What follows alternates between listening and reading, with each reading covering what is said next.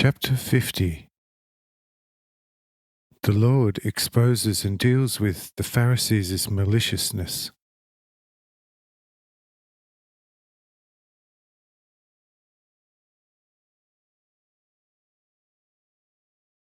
The disciples were comforted by such words, while the Pharisees and arch-Jews started asking what it was they had seen and how they could have been so visibly shaken.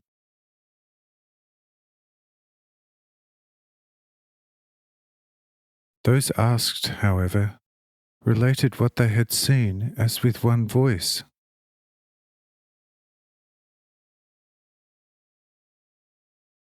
Here the Pharisees became halting, mutually questioning and saying,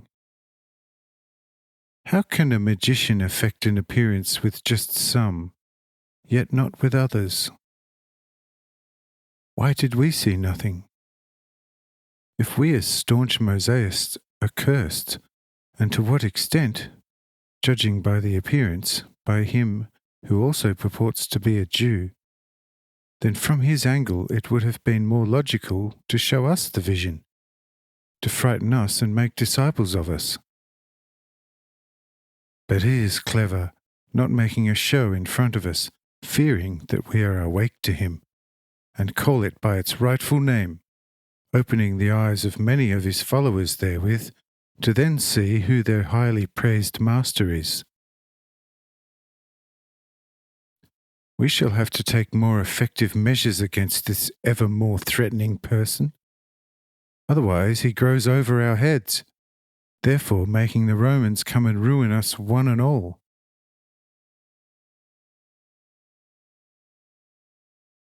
Say I loudly to them, "For that you have been ripe a long time, and would take only a word from me to the commander-in-chief, and by the day after tomorrow you would be hanging from the stocks by the thousands. Do you think that I do not know of your secret plots against the Emperor Tiberius? Oh, certainly not. I know the day and the hour, and what the agreed signal for all Judea, Galilee, and within Jerusalem's walls consists in. But I say unto you that you shall make wondrously bad business out of it."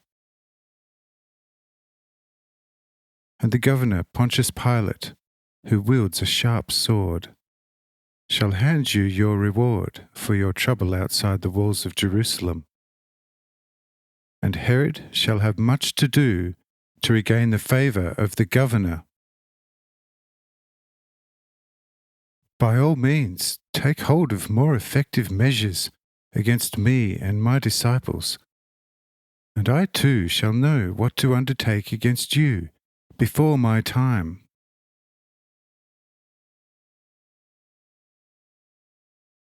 John called you a brood of serpents and a generation of vipers. I have never given you such a name yet.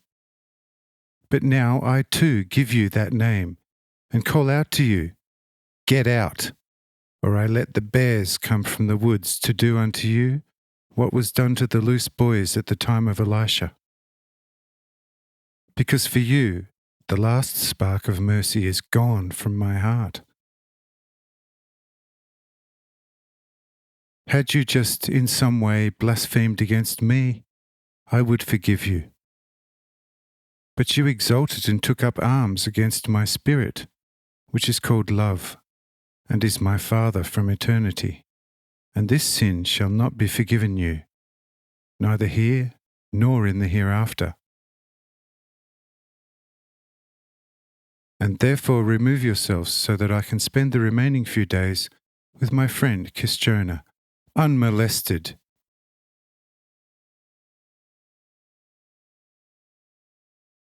Says one Pharisee, "We must not let you out of sight, as we have been assigned to it by our primate." I said, "Yes, you are set up over me like wolves over a flock of sheep. But if you persist with your resolve, I shall at once get bears to come for you from the mountains, and set them over you as warders and disciplinarians. At this point, a tremendous roaring, as of many bears, can be heard from the nearby mountains. On hearing this, the Pharisees and arch-Jews quickly make their escape to the sea, boarding the fishing vessels by themselves and thrusting offshore. But a powerful contrary wind drives them back to shore, where here and there a few bears can be detected.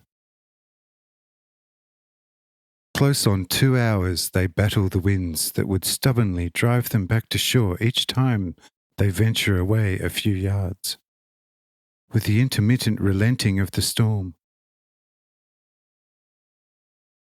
After 2 hours of exasperating battle with the wind and sea, a larger ship finally comes, taking up the exasperated and near collapsed from exhaustion, sailing off with them, and that in a mighty storm threatening any moment to swallow up the ship. In this way, they are tormented all day and night, only reaching shore at Capernaum at noon the next day. There, they are exhaustively questioned by their superiors as to what they had seen, heard, and met with. But they are secretive, not daring to speak, for they had acquired a considerable respect for me and did not dare to, for the present, venture forth against me.